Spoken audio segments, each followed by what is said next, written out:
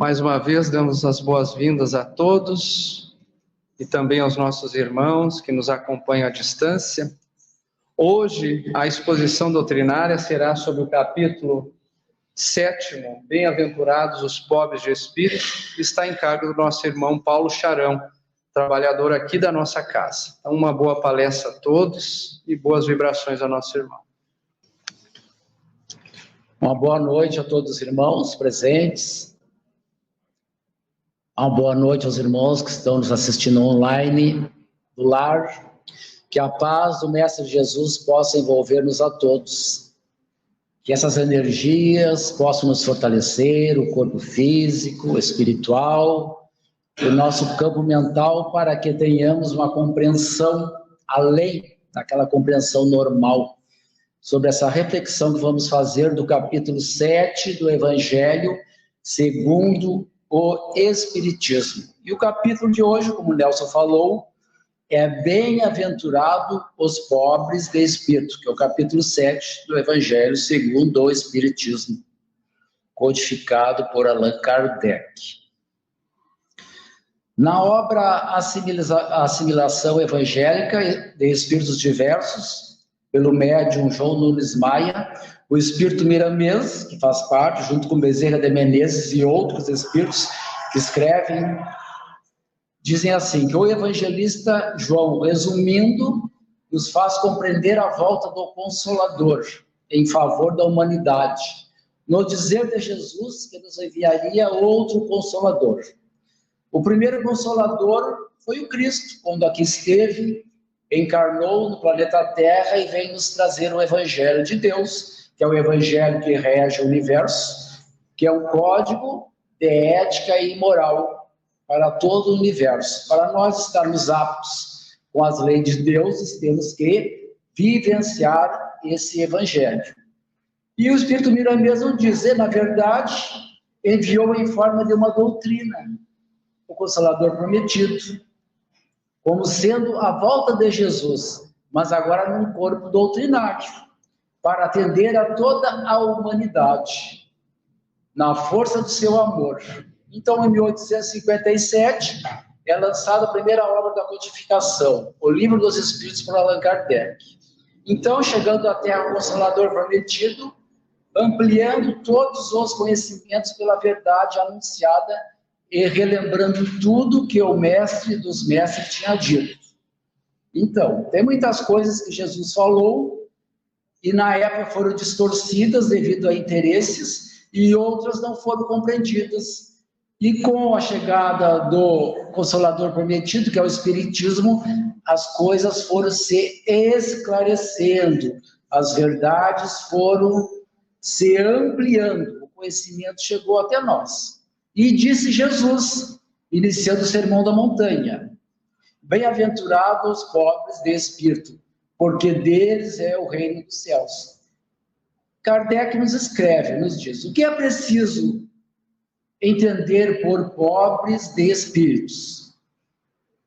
Ele diz, os incrédulos, os ateus, se divertem com essa máxima de Jesus, bem-aventurados os pobres de espíritos, como se divertem com muitas outras coisas que não entenderam, que Jesus falou. Sem compreender essa máxima por pobre de espírito, Jesus não entende as criaturas desprovidas de inteligência, mas os humildes, ele diz, que o reino dos céus é deles e não dos orgulhosos. Eu, se não estudasse o Espiritismo, me falasse em pobre de espírito, eu ia entender uma pessoa que era um coitado, né? Um coitado espiritual.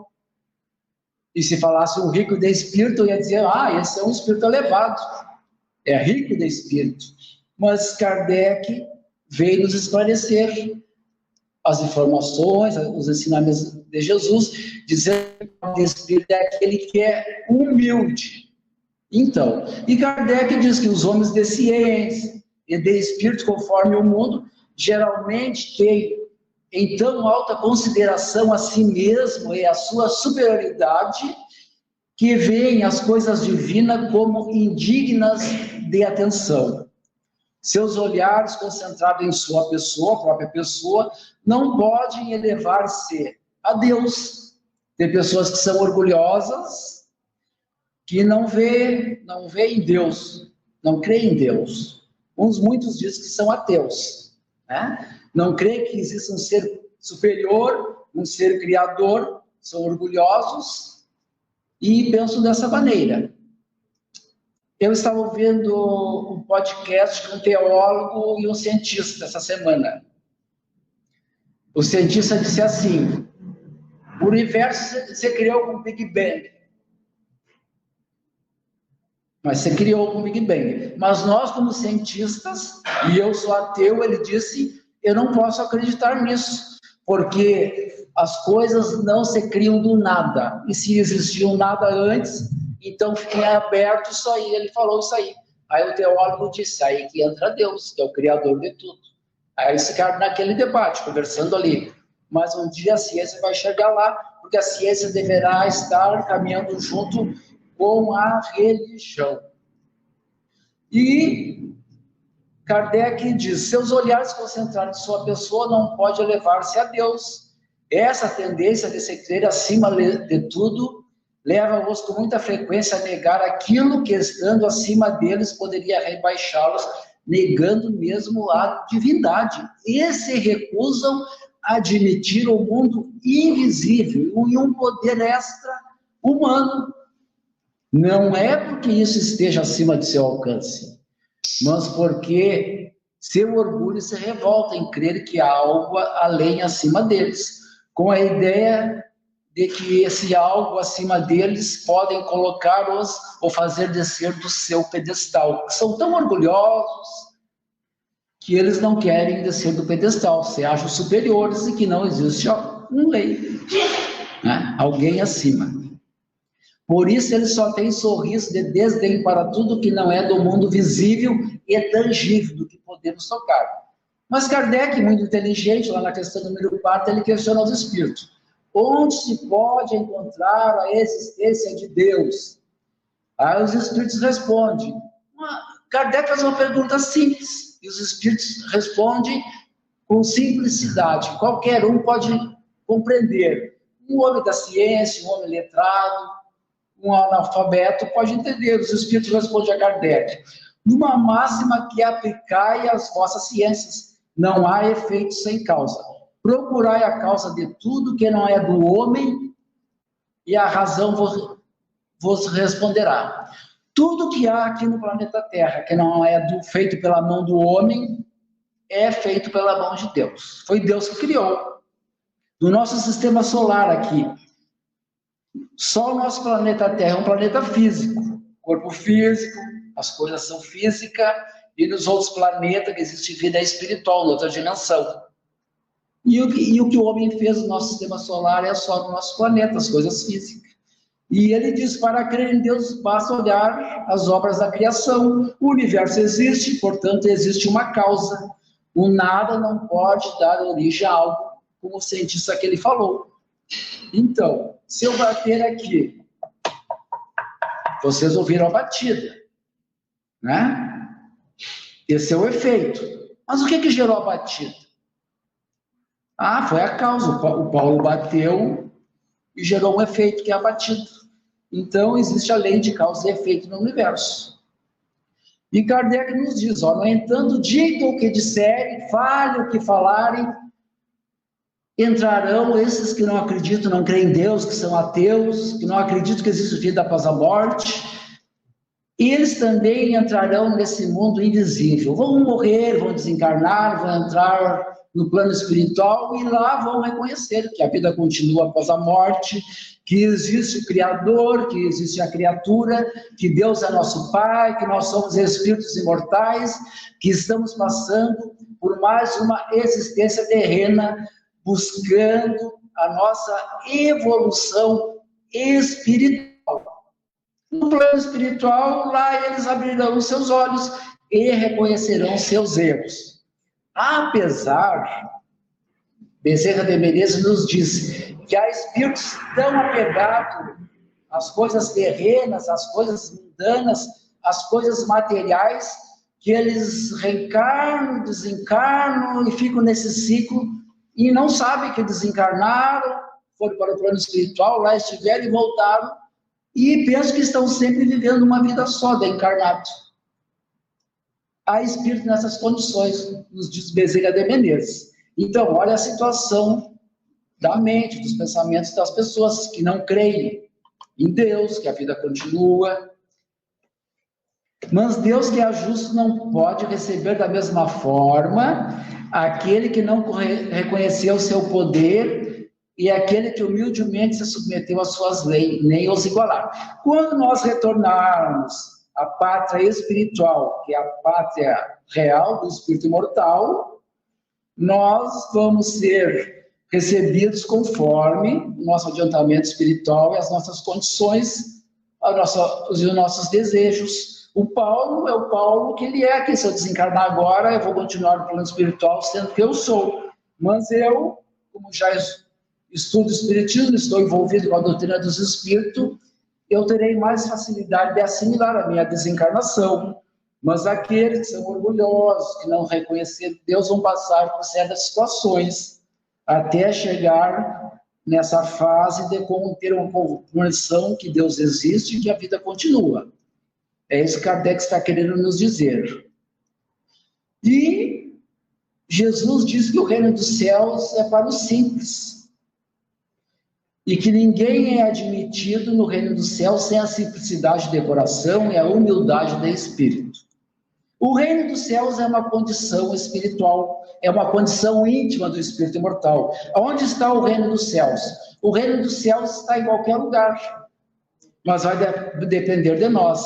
Se nós somos uma pessoa que observamos as leis de Deus, que já enxergamos no próximo um irmão nosso, que também está no planeta Terra, encarnado, buscando a sua evolução espiritual, buscando se melhorar moralmente, buscando mudar a sua conduta moral, mental, de acordo com os ensinamentos do Mestre Jesus, se nós já estivermos sendo indulgentes com as faltas alheias, não condenando, lembrando daquela fala de Jesus, quem não tiver pecado que jogue a primeira pedra. Se nós já estivermos fazendo a caridade, sem olhar a quem, sem julgamento, sem preconceito, se nós já estivermos perdoando, não guardando mágoa no coração, buscando dar o que há de melhor em nossos corações, buscando vivenciar todos esses ensinamentos que Jesus nos trouxe, nós já estamos criando, fazendo germinar dentro de nós o reino dos céus, o reino de Deus. Não vem os espíritos missionários que são colocados em lugares difíceis de conviver para pregar o evangelho e trazer a palavra de Deus? Eles estão lá num ambiente negativo, mas eles estão lá, mas estão ali como um espírito, numa missão, e o reino de Deus está dentro deles, dependendo do ambiente que eles estão vivendo. Eles estão ali fazendo a parte deles, amparados pelos bons espíritos. É assim que funciona. O ignorante que possui essas qualidades de simples e humilde, mesmo sendo ignorante, será preferido ao sábio que acredita mais em si mesmo que em Deus. Eu posso ser um ignorante para as coisas espirituais, mas eu sou um humilde. Se eu acredito em Deus, eu vou desencarnar e serei bem mais recebido no plano espiritual do que esses que negam a Deus. São negativistas das coisas espirituais, não tem uma religião, acham que a vida acabou, que existiu nada, que nós temos que aproveitar as coisas da terra, que a vida é do berço ao túmulo e não existe mais nada. Não tem compaixão pelos seus irmãos, pensam em si mesmo, são orgulhosos, são egoístas, não têm empatia com a dor do próximo. Então, Jesus estabeleceu a humildade espiritual em primeiro lugar entre as virtudes que precisamos adquirir para merecermos a paz das almas redimidas, os Espíritos nos dizem. Por pobres de espíritos, devemos entender aqueles que, aspirando à perfeição e comparando com o ideal a ser atingido. Nós sabemos, espíritos, qual é o ideal que nós temos que atingir. Nós vamos comparar o ideal a ser atingido. E o pequenino grau de adiantamento a que chegamos nos fará reconhecer o quanto somos carentes de espiritualidade. Com o estudo que eu tenho até agora, anos de espiritismo, eu sei que eu sou muito carente ainda de espiritualidade, tenho muito que estudar, tenho muito que evoluir, muito que aprender. Terei muitas reencarnações pela frente. Quanto mais nós estudamos, mais nós sabemos das nossas necessidades evolutivas. E o Evangelho nos convida, né? Para nós fazermos uma autoanálise de como estamos perante os ensinamentos do Evangelho. E a gente vai ali se analisando, conforme as situações que nós vamos presenciando na nossa vida particular, dentro do lar, com os familiares, no trabalho e na sociedade. A gente vai tendo convivências e vivendo situações que às vezes a gente, não está de acordo com o Evangelho isso aqui. A consciência já acusa, porque nós temos conhecimento, nós estamos buscando nos melhorar. É esse o convite que o Evangelho nos faz, nós nos melhorarmos moralmente. Que hoje eu possa estar melhor que ontem e amanhã melhor que hoje, como disse Allan Kardec. Essa é a nossa caminhada do espírito imortal, é assim que vai ser. Haverá dias que nós vamos errar, haverá dias que nós vamos acertar. E assim nós vamos indo em tentativas consecutivas diárias. E nós vamos nos melhorando. Às vezes a gente não é bonzinho, às vezes.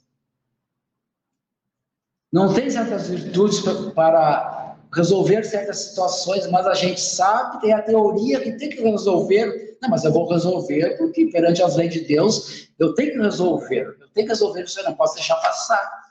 Mas aí a gente vai ajudando, vai resolvendo. Eu me lembro sempre quando falo disso aí da tia Gersinha, que ela dizia para nós, que ela já desencarnou, trabalhadora da casa, e ela dizia assim: meu filho, vamos brincar de ser bonzinho, que quando a gente vê espontaneamente nós seremos bonzinhos. Então vamos brincar de ser bons espíritas, vamos viver o Evangelho de acordo com nossas condições, que a gente vai perceber com o passar dos anos, através das reencarnações, nós já estaremos sendo discípulos do Cristo, dentro da nossa condição espiritual.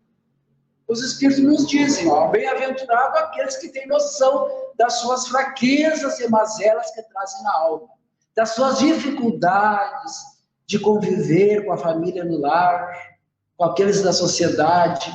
Isso os fará lutar por aquilo que lhes falta, é como eu falei, e nós iremos redobrar o esforço para que nós possamos conseguir maior progresso espiritual. Conforme vamos vivendo, buscando bem conviver na nossa vida com os outros, nós vamos nos melhorando, vamos nos aprimorando. Nós sabemos que é muito importante perdoar, que o perdão é muito necessário para nós, e aceitar o perdão também. Porque quando Jesus fala que devemos perdoar quantas vezes for necessário, tem os dois lados, né?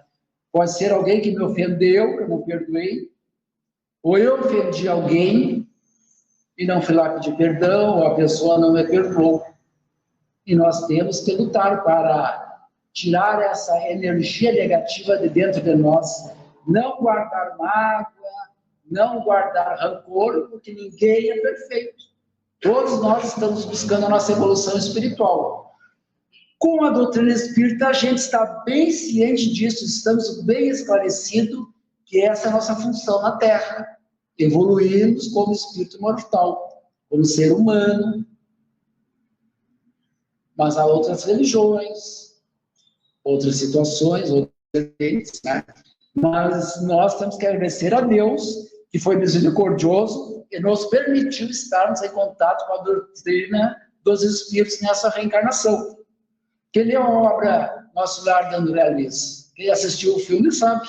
André Luiz teve o contato no plano espiritual, que a vida continuava. Passou por situações negativas, em zonas inferiores, foi para o nosso lar, e lá foi aprendendo com os ensinamentos daqueles irmãos que estavam lá, dando exemplo, foi estudando, foi se aperfeiçoando para chegar naquela condição de escrever essas obras aí dele, A Vida no Mundo Espiritual, que nós estudamos, temos um grupo de estudo, segunda-feira, que estuda as obras de André Luiz, e ali a gente vê que são muitas as dificuldades, que é uma tarefa árdua, o espírito evoluir de acordo com os ensinamentos, porque não é fácil.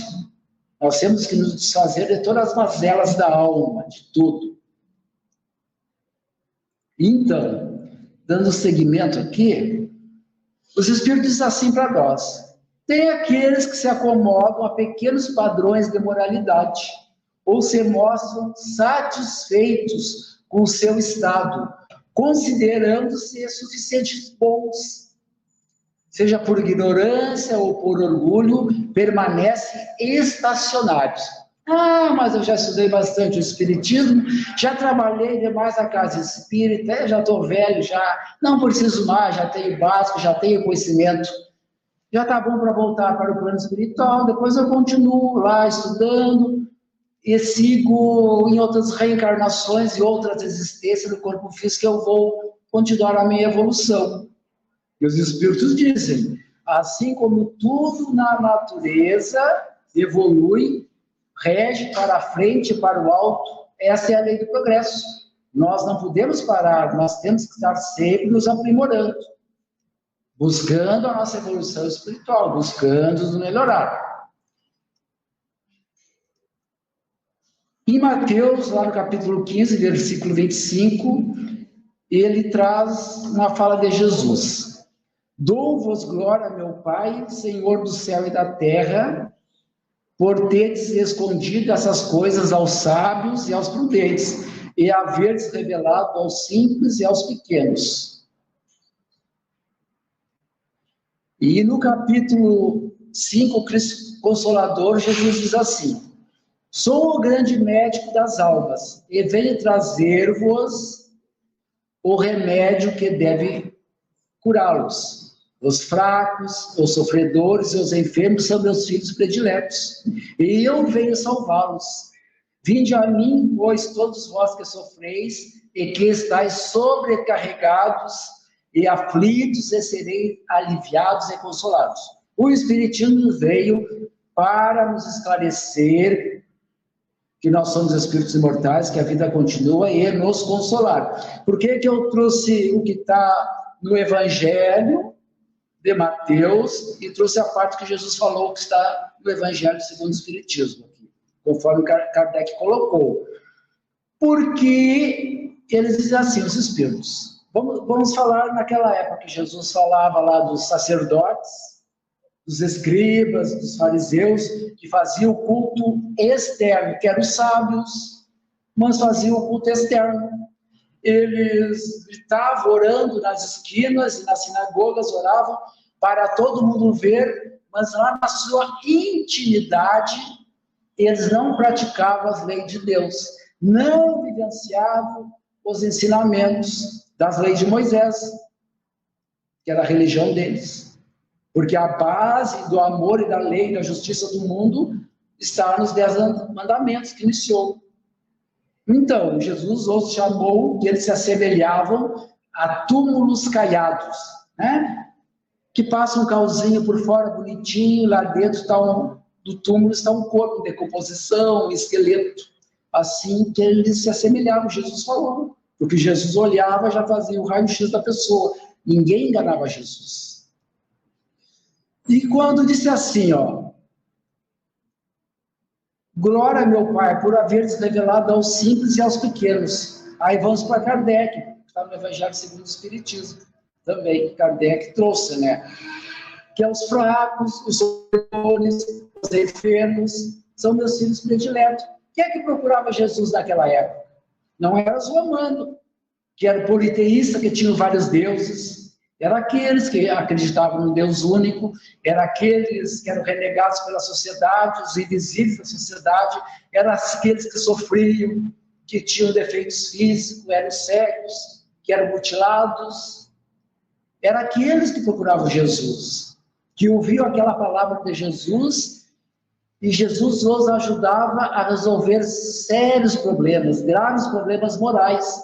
Jesus os curava e dizia: vá e não peques mais. Como quem diz: olha, tu está nessa situação porque tu pecou, tu não observou as leis de Deus, e serve até hoje para nós. Estamos há 2024 anos daquela época, e serve para nós isso aí. Se nós não observarmos as leis de Deus, os ensinamentos do Mestre Jesus, nós não estamos no caminho que leva ao reino de Deus. Nós vamos sofrer. Aí os Espíritos seguem dizendo, ó, colocada por Deus no caminho da vida, a alma, como discípulo que termina os estudos básicos, nós nem sempre, o Espírito nem sempre sabe agir em correlação com os bens recebidos do Criador, caindo pelo orgulho e pela vaidade, né? São às vezes muitos orgulhosos, muitos vaidosos, pela ambição, pelo egoísmo. Temos que analisar, será que somos pessoas ambiciosas, somos egoístas, até do nosso tempo? Não temos tempo de fazer uma caridade moral, de ouvir alguém que precisa falar, ou dar um bom dia, uma boa tarde, dar um sorriso, fazer uma gentileza, de abrir uma porta. São pequenas coisas que vai nos ajudando a gente se aprimorar. E o Espírito nos diz assim, ó, quando nós vamos caindo pelo orgulho, pela vaidade, pela ambição, não observando as leis de Deus, nós vamos quebrando a harmonia divina que está dentro de nós e penetrando em experiências penosas, a fim de restabelecer o equilíbrio da nossa existência de espírito imortal. E Emmanuel escreve através de Chico Xavier, na obra mediúnica, nosso livro, ele escreve assim, a maioria das pessoas inquietas pede alívio, apressadamente, como se a consolação real fosse obra do improviso, a impor-se de fora para dentro. Você tem fé, meu irmão? Aprende a orar em situações difíceis. Toda aflição tem uma causa. Geralmente, nossas angústias se radicam em nossa própria leviandade no trato com a vida, quando não procede de reprováveis deslizes nas existências anteriores. Se as nossas dores, se os nossos sofrimentos não têm causa nessa existência, é de existências anteriores, que a nossa semeadura não foi boa em outras existências, cometemos delitos contra as leis de Deus, prejudicando pessoas ou cometendo outras situações contrárias às leis divinas, e agora está chegando a conta, né, para nós pagarmos.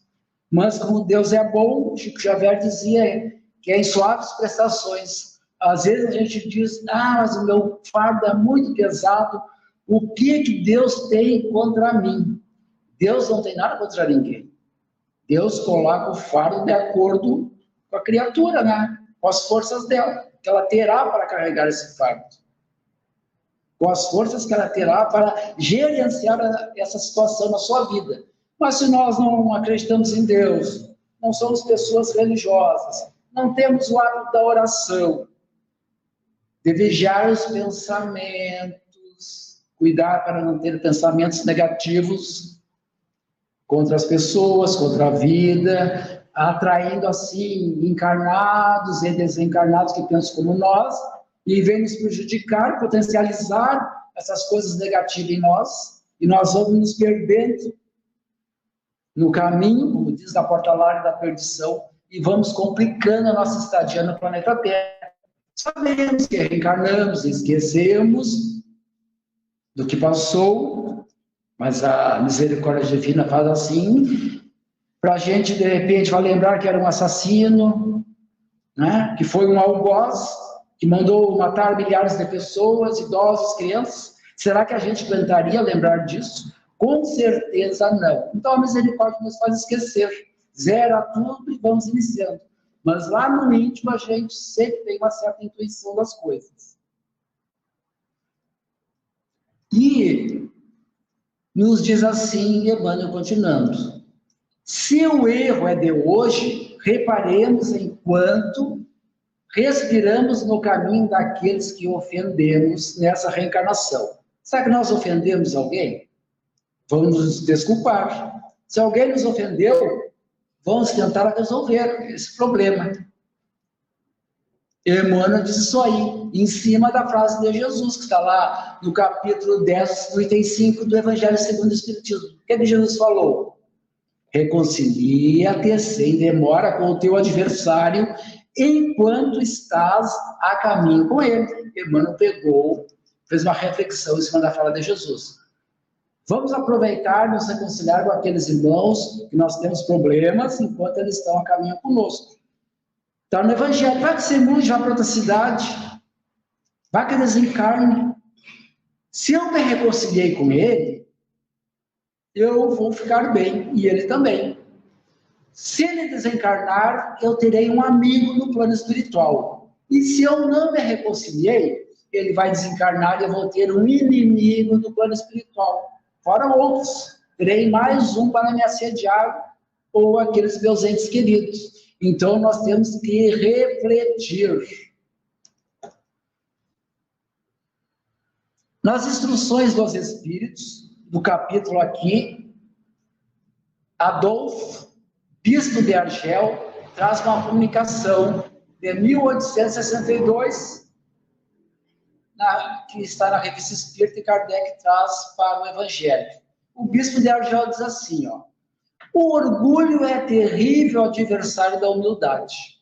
Se o Cristo prometia o reino dos céus aos mais pobres, é porque os grandes da terra imaginam que títulos e riquezas são recompensas dadas ao seu mérito e que sua essência é mais pura que a do pobre.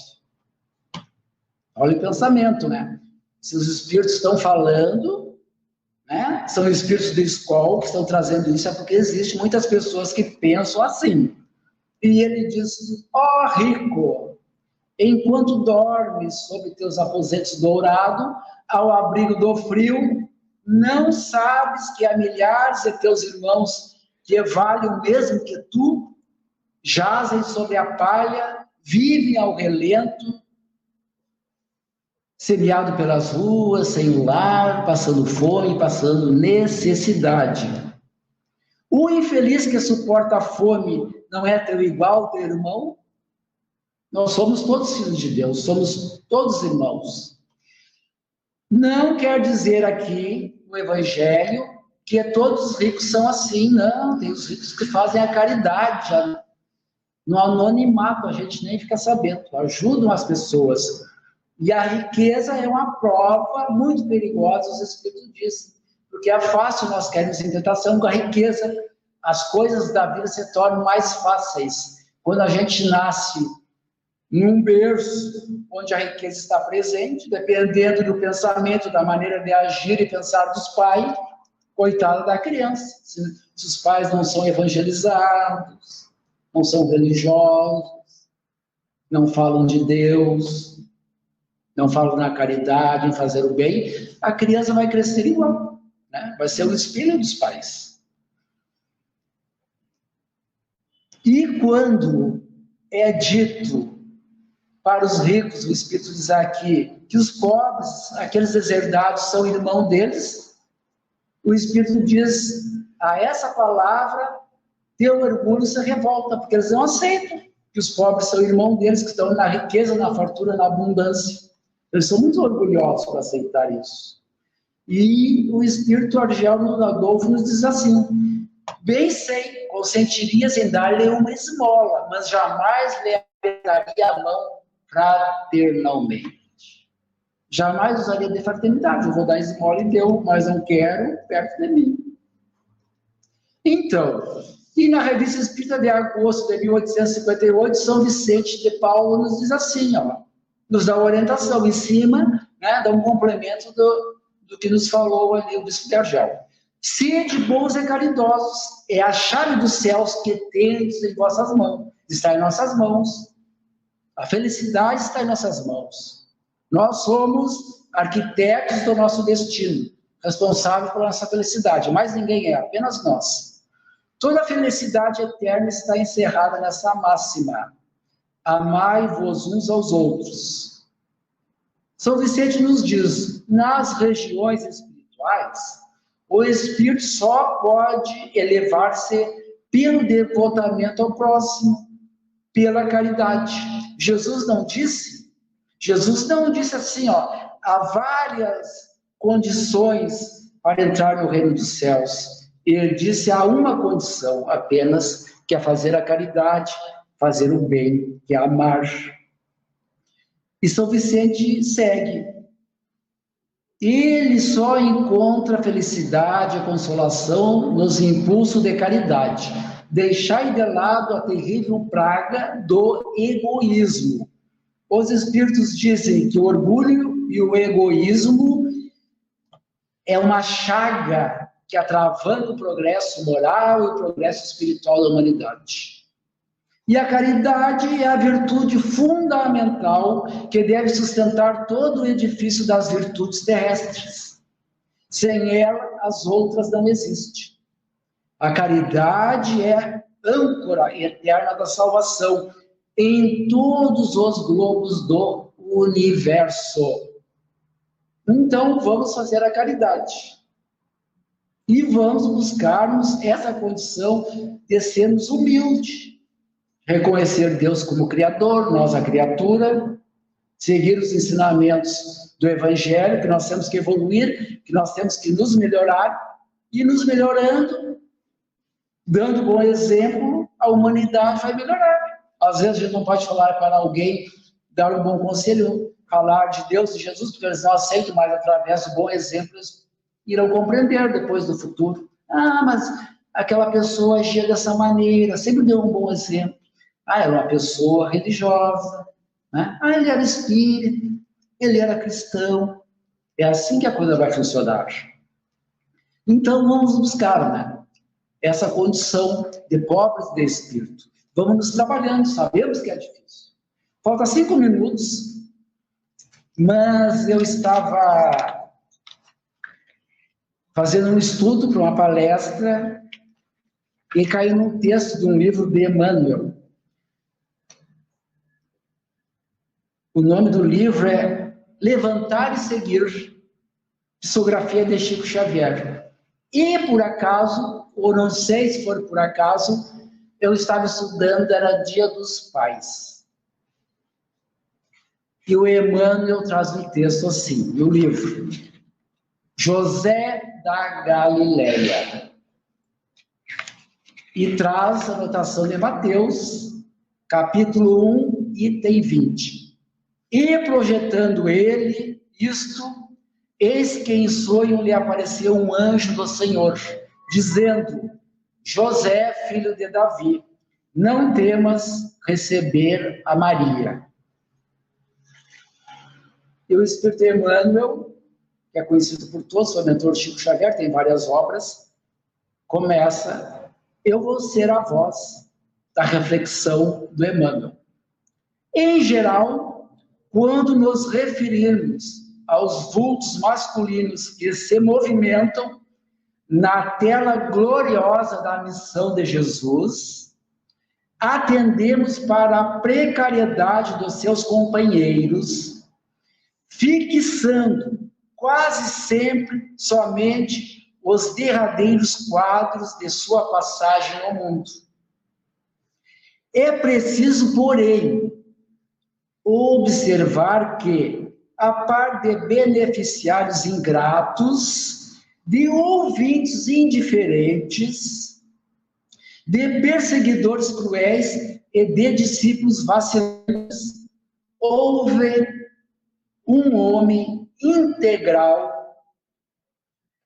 que atendeu a Jesus, hipotecando-lhe o coração sem mácula e a consciência pura. José da Galileia foi um homem tão profundamente espiritual que seu vulto sublime escapa às análises limitadas de quem não pode prescindir do material humano para um serviço de definições. Emmanuel escreve: já pensaste no cristianismo sem ele, sem o José da Galileia? Com a sua humildade, que se apagou. Quando se fala excessivamente em falência das criaturas, recordemos que houve tempo em que Maria e o Cristo foram confiados pelas forças divinas a um homem. Entretanto, embora honrado pela solicitação de um anjo, nunca se vangloriou de dádiva tão alta, devido à sua humildade. Não obstante, contemplas a sedução que Jesus exercia sobre os doutores, nunca abandonou a sua carpintaria. O mundo não tem outras notícias de suas atividades, senão aquelas de atender às ordenações humanas, cumprindo um edito de César, e as que nolo mostram no templo e no lar, entre a adoração e o trabalho. Sem qualquer situação de evidência, deu a Jesus tudo quanto podia dar. De alma, de coração. A ele deve o cristianismo a porta da primeira hora. Mas José passou no mundo dentro do divino silêncio de Deus. A gente não ouve falar de José da Galileia, do pai de Jesus, nas tribunas, às vezes nos estudos, e muitas religiões não falam. Mas Emmanuel diz, né? A ele deve o cristianismo, a porta da primeira hora. Mas José passou no mundo dentro do divino silêncio de Deus. Passou humildemente e não deixou a vaidade tomar conta dele. Então, meus irmãos, essa era a reflexão que eu trouxe para o nosso capítulo de hoje, do Evangelho segundo o Espiritismo, e fica o convite, né? Para quem tem o Evangelho, chegar, dar uma lida, porque é mais vasto o capítulo, e estudá-lo, né? A gente estudando o Evangelho, a gente vai aprendendo e compreendendo o porquê estamos aqui no planeta Terra, de onde viemos, qual é o objetivo da nossa vida e para onde vamos. Desejo a todos um bom fim de semana, que a paz do Mestre Jesus acompanhe a todos. Muito obrigado pela atenção.